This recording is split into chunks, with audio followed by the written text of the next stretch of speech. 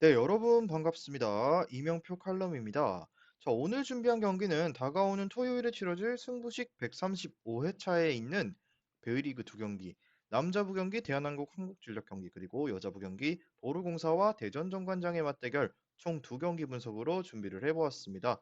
자, 그렇다면 오늘의 첫 번째 맞대결 대한항공과 한국전력의 맞대결부터 지금 바로 시작해 보도록 하겠습니다. 자, 먼저 홈팀 대한항공부터 살펴보도록 할 건데요. 대한항공 같은 경우는 지난 라운드 삼성화재를 3대 0 셧아웃 승리를 기록하면서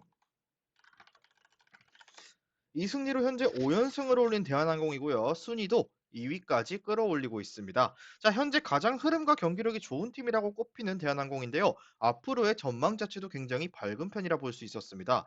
자, 지난 경기는 다소 경기력이 떨어졌다 볼 수 있는데요. 왜냐? 정한용이 14득점, 임동혁이 12득점을 기록하며 공격을 이끌긴 했지만 효율이 떨어졌다라고 볼 수 있습니다. 자, 그리고 선발로 복귀한 곽승석도 공격 효율은 30%에 그치는 모습이었는데, 그러나 수비와 리시브에서는 여전한 경기력을 유지했습니다. 그러나 수비와 리시브에서는 건재함을 보여줬다라고 볼 수 있습니다. 특히나 팀 리시브 효율이 67.87%로 굉장히 높았고, 리시브 효율이 좋아서 한 선수가 좋은 공을 뿌릴 수 있는 여건이 잘 만들어졌다고 볼 수 있었습니다. 자, 그리고 블로킹도 9대 3으로 3배의 스탯을 기록했고, 지난 경기가 공격진의 효율이 떨어지는 하락세 구간이었는데도 승리를 기록했다는 점에 있어서는 굉장히 높게 평가받을 만한 대한항공이라 느껴졌고요. 효율이 평균치로만 돌아온다고 해도 경기력은 더욱더 상승할 여지가 충분하다고 보여졌습니다. 자, 다음은 상대팀 한국전력입니다. OK를 OK를 셧아웃 승리로 잡았고 4연패 뒤 5연패를 막아내는 승리를 기록했습니다. 또한 접전이 아닌 일방적인 승리였기 때문에 분위기도 긍정적인 영향이 있을 것으로 보여졌습니다. 다만 관건이라면은 역시나 국내 자원의 국내 자원의 경기력 유지라고 볼 수 있습니다. 자, 이게 무슨 말이냐? 자, 이 경기에서 가장 득점을 많이 기록한 선수는 여전히 타이스였고, 다만 효율 자체는 38%로 높지 않았고, 범실 10개와 리시브 효율 9%등 아쉬움이 굉장히 많이 남는 활약이라고 볼 수 있었는데요. 이날 서재덕이 13득점을 42%의 효율로 기록하면서 제 역할을 해줬고, 이 경기에서 승리할 수 있었던 가장 큰 이유는 역시나 임성진의 반등 덕분에 승리할 수 있었다라고 볼 수 있습니다. 왜냐? 자, 이 경기에서 13득점을 66%의 높은 성공률로 기록했고 리시브 점유율을 무려 59%나 가져가면서 상대 서브의 목표가 되었지만 리시브 효율도 50%로 이를 가뿐하게 극복했습니다. 하지만 이번 경기에서 중요한 것도 결국 임성진의 경기력이라고 볼 수 있는 상황이다. 자, 지난 경기와 같은 퍼포먼스를 두 경기 연속 보여줄 수 있다면 좋은 경기력이 예상되지만 그렇지 않을 가능성이 매우 높다는 것이 현실적인 결론이라고 볼 수 있습니다. 자, 그 결과 역시나 대한항공의 우세가 예상되는 경기입니다.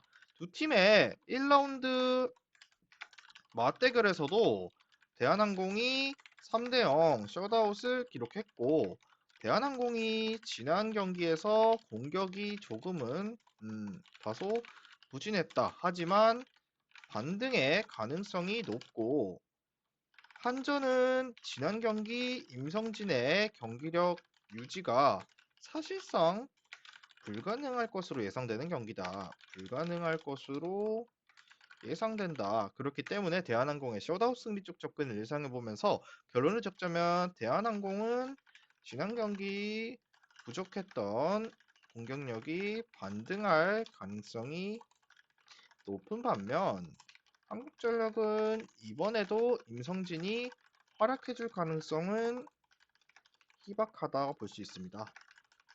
자, 그렇기 때문에 이 경기는 대한항공 승에 대한항공 마이너스 2.5 세트 앤디 승 그리고 저득점까지 예상해 보도록 하겠습니다. 자, 바로 다음 여자부 경기로 넘어가도록 하겠습니다. 금일 준비한 승부식 135회차 16.50배당 조합으로 준비를 했습니다. 조합이 궁금하신 분들께서는 영상 하단에 고정 댓글에 링크를 클릭하셔서 수익방 입장 오시면은 매일마다 승부식 주력 조합, 고배당 조합까지 한 조합씩 무료로 받아보실 수 있습니다. 자, 다음은 여자부 경기 도로공사와 대전정관장의 맞대결입니다. 먼저 도로공사부터 살펴보도록 하겠습니다. 자, 도로공사는 지난 경기에서 페퍼를 상대로 홈에서 3대1 승리를 기록하며 시즌 2승을 달성했습니다. 자, 홈에서 경기를 치렀고 상대가 페퍼였음에도 근소한 역배당을 부여받았지만 무난하게 극복했는데요. 다만 도로공사도 문제점은 극복하지 못한 상태라는 점 반드시 짚고 가야 되는데, 자, 이날 경기에서 부키리치가 29득점 그리고 타나차가 16득점을 올리면서 외국인 선수 둘이서 45득점을 합작했습니다. 하지만 부키리치의 효율은 33%, 타나차의 효율도 21%로 낮았고요. 오랜만에 두 자릿수 득점을 올린 전세안의 효율도 27%에 그쳤습니다. 자, 하지만 두 자릿수 득점을 기록하는 선수들이 늘어나고 있다는 것은 나름대로 긍정적으로 볼 수 있는 대목이라고 보여졌는데요. 자, 배우나가 지난 경기 3득점에 0%의 효율로 고전했지만 기본적인 레벨이 있는 선수이고 충분히 평균 회기가 가능해 보이는 선수이기 때문에 큰 문제는 없습니다. 또한 도로공사는 이번 시즌 첫 승리를 정관장에게 따냈기 때문에 자신감도 어느 정도 충분하다고 볼 수 있는 도로공사입니다. 자, 다음은 정관장입니다. 정관장은 지난 경기 GS에게 셧아웃 패배를 기록했는데요. 이 경기 패배로 정관장은 4승 4패를 하게 되었고요. 2연패에 빠지게 되었다. 자, 흐름이 서서히 떨어지더니 지난 경기 셧아웃 패배로 분위기까지 하락세로 접어들었다는 것이 가장 큰 아쉬움인데, 작은 단점들이 모여서 경기력을 한꺼번에 떨어뜨린 느낌이라고 볼 수 있었습니다. 이날 경기에서 지아가 17득점, 메가가 16득점으로 여전히 웨인 원투펀치가 득점을 담당했는데요. 지아의 효율은 35%로 나쁘지 않았지만 메가는 27%로 다소 낮은 효율을 보였고, 메가가 좋은 경기를 펼치면서 승승장구했던 정관장이 메가의 페이스가 하락하자 같이 페이스가 떨어졌다고 볼 수 있는데요. 정관장은 국내 자원의 득점력이 매우 떨어지기 때문에 더욱 이러한 현상이 발생하고 있습니다. 결국 국내 자원의 받침이 너무나도 부족한 것이 문제점이라 볼 수 있는 상황이다. 자, 리시브 효율도 안정적이지 않은데 지난 경기 국내 자원 4명이서 합작한 득점이 고작 13득점으로 메가 혼자 올린 득점보다 낮은데요. 지난 경기는 노란의 리시브 효율까지 떨어졌고 염혜선의 토스 문제에 더해서 리시브 문제까지 겹치게 된다면 경기력이 걷잡을 수 없이 떨어질 가능성이 높은 정관장이라 볼 수 있습니다. 역시나 그렇기 때문에 도로공사의 플랜을 가장 먼저 추천드리겠습니다. 왜냐? 지난 경기 도로공사가 셧아웃 승리를 따냈지만 현재 순위 등으로 인해 정관장에게 정배당이 주어질 확률이 높다. 하지만 V리그 스타일에 적응한 부키리치와 득점 레이스에 가세한 타나차가 충분히 메가와 지아의 정관장에게 대등하다라고 보습니다. 그렇기 때문에 일반 승리는 어디든 기록할 수 있어서 굳이 추천을 드리자면 정관장을 바라보지만 도로공사의 가능성도 있다는 점 여러분들께서도 반드시 배제해서는 안 된다라고 봤고요. 중요 포인트를 꼽자면 도로공사는 부키리치와 타나차가 득점 레이스에 가세하면서 경기력이 어느 정도 살아나기 시작했고, 정관장은 여전히 메가와 지아가 막히면